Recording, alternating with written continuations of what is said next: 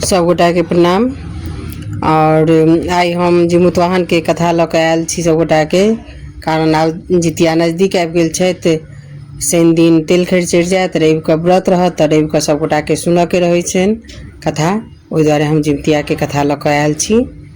तऽ नीक लागे तऽ सब्सक्राइब करबै, शेयर करबै जेबै और सुनै जाओ जिमुतवाहन के कथा। एक दिन कैलाशक अति रमणीक शिखर पर बैसल पार्वती शंकर से प्रश्न केलनि, एहन कोन व्रत आ तपस्या छै जकरा कैलाश सौभाग्यवती स्त्री संतान जीवित रहैत। शंकर जी कहलखिन, आश्विन कृष्ण अष्टमी तिथि के यदि स्त्री लोकनिक पुत्रक कामना से शालिवाहन राजाक पुत्र जिमुतवाहनक कुशक प्रतिमा बना कऽ कलशक जल में स्थापना कऽ कलशक चारू भाग खूब सुगंधित कऽ ओहि ठाम खाद्य खुनि पोखरिक निर्माण कऽ एकटा पाकड़िक डारि रोपि ताहि पर गोबर माटि से चिल्हौरनीक निर्माण आ डारि पर गिदरनीक आकृति बना कऽ डारिक नीचा में राखि दुनूक माथ पर सिंदूर लगा कऽ फूल माला अक्षत धूप दीप नैवेद्य आदि से युक्त बाँसक पात पर पूजा कयला सँ वंशक वृद्धि होइत छैक आ पुत्रक जतेक जे ग्रह चक्र रहैत छै तकरा सँ मुक्ति भेटैत छैक आ संग संग सब प्रकारक मनोरथ पूरैत छैक। एहि पृथ्वी पर समुद्रक नजदीक में नर्मदाक तट पर दक्षिण दिशा में कनकावती नामक एकटा गाम छै। ओहिठाम अनेको तरहक सेना सुसज्जित मलय केतु नामक राजा राज करैत छलाह। हुनके राज्य में बहुलुटा नामक मरुभूमि छलै जकरा मध्य बाटे नर्मदा नदी बहैत छल। ओकरे पर एकटा अति विशाल पाकड़िक गाछ छलैक। ओहि पाकड़िक धोधरि में एकटा गिदरनी निवास करैत छलीह आ डारि पर एकटा चिल्हौरनी। बहुत दिन से एक संग रहला कारणे दुनू में खूब मित्रता भऽ गेलनि, दोस्ती भऽ गेलनि। ओहि दिन नगरक निवासिनी जे महिला लोकनि ओहि गाछ लग आबि आश्विन कृष्ण अष्टमी के जिमुतवाहनक पूजा कऽ कथा वाचक कथा सुनि कऽ अपन अपन घर गेली।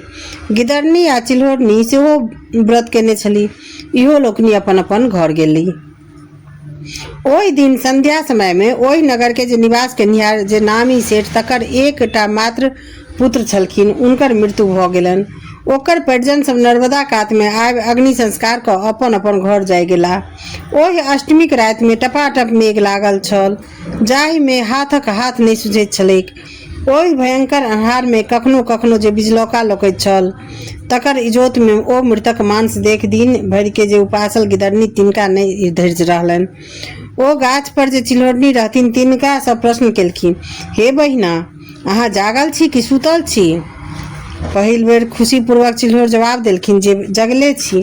फिर पुनः ओ प्रश्न केलखिन जे हे बहिना, अहाँ जागल छी कि सुतल छी? एहि तरह अनेक बेर रहि रहि कऽ पुछारी केलाक बाद चिल्हौर सोचलनि हिनका उत्तर नहीं देबाक चाही।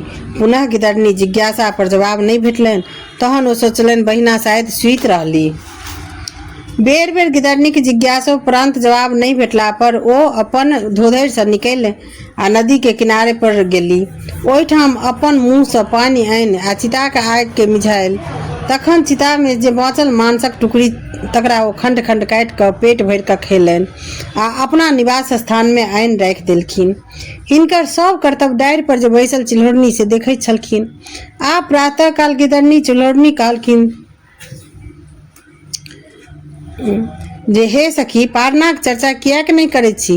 रातुक बात के जन निहारि चिल्हौरनी उदास भऽ कहलखिन, हे प्रिय, पारना करू, आब पारनाक बेर भऽ गेलैक। हम स्त्रीगण लोकनिक जे द्वारा देल गेल अक्षत अंकुरी और नवेद ताहि लऽ कऽ पारना करैत छी, अहूँ करू ग।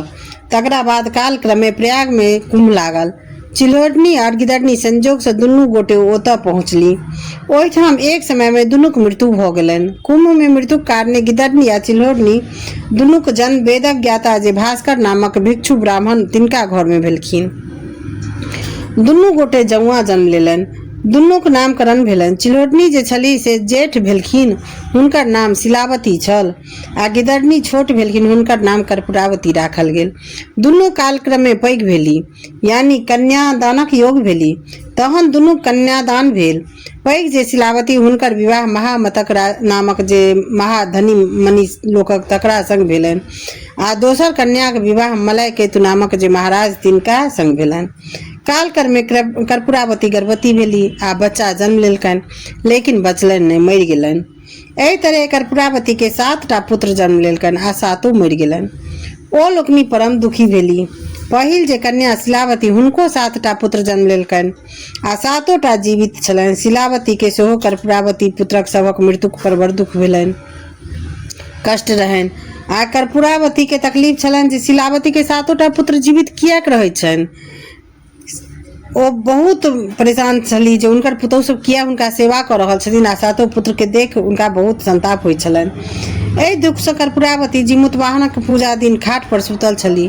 राजा जहन गृहवास में एला तऽ जिज्ञासा केलनि जे रानी कतऽ छथि। तखन रानी के लग में रहनिहार जे चेरी लोकनि से जाकर कर्पूरावती के कहलखिन अहाँ के महाराज तकैत छथि। रानी ओकरा सभक द्वारा संवाद देलनि जे कहू न जाकर जे सैन नागर में ओ सुतल छथि। तखन राजा आइ प्रश्न केलखिन, हे प्रिय एना किएक सुतल छी। कर्पूरावती जवाब देलखिन, सुखे सुतल छी। तखन कहलखिन, प्रिय उठू। कर्पूरावती ताहि पर कहलखिन, अहाँ यदि हमर कहल करब तऽ हम उठब, नहीं तऽ नहीं उठब। राजा जवाब देलखिन, अवश्य करब। ताहि पर रानी राजा से 3 बेर सत्य करेलखिन। जे सत्य केला पर कर्पूरावती ओछान से उठली आ कहलखिन, हमर जे बहिन शिलावती तिनकर 7 पुत्र के गर्दन कटा कऽ हमरा मंगवा दिअ। तहन राजा जे छै से तकलीफ से पृथ्वी के ठोकैत कान पर अपन हाथ, माथ पर अपन हाथ धरैत, कान पर अपन हाथ धरैत आ कहलखिन, हे पापिनी, एहि तरहक बातक अहाँ किएक बजलहुँ। एहि तरह बेर बेर कहलाक बाद कोनो प्रत्युत्तर नहि पाबि हुनकर कथा के स्वीकार कयलनि। तखन राजा कहलखिन जे काल्हि अहाँके 7टा सिर आना कऽ हम दऽ देब। कर्पूरावती हुनकर वचन के सत्य जानि जिमुतवाहनक पूजा कयलनि। तकरा बाद राजा अपन सतक रक्षा हेतु जे छै से चंडाल के बजा कऽ आ कहलखिन, महामतक जे 7टा पुत्र तकर गर्दन काटि कऽ कर्पूरावती के आनि कऽ दऽ दियौन। प्रातः काल जे सब 7टा के पुत्र के गर्दन काटि कऽ आ जे अथी सब नौकर सब रहनि से सब आनि कऽ दऽ देलकनि। 7टा मूड़ी के देख कर्पूरावती अति प्रसन्न भऽ गेलथि। कर्पूरावती ओ 7टा मूड़ी के पियर कपड़ा में बान्हि आ 7टा डाला में राखि दासी के द्वारा शिलावती 7 पुतोह के पटना के लेल पठा देलखिन। शिलावती द्वारा नियम पूर्वक जिमुतवाहनक पूजा कारणे ओ 7 डाला महक जे मुंड से तारक फल भऽ गेल आ 7 बालक जीवित भऽ गेलनि। ओ 7 बालक घोड़ा पर चढ़ि अपन घर अयला।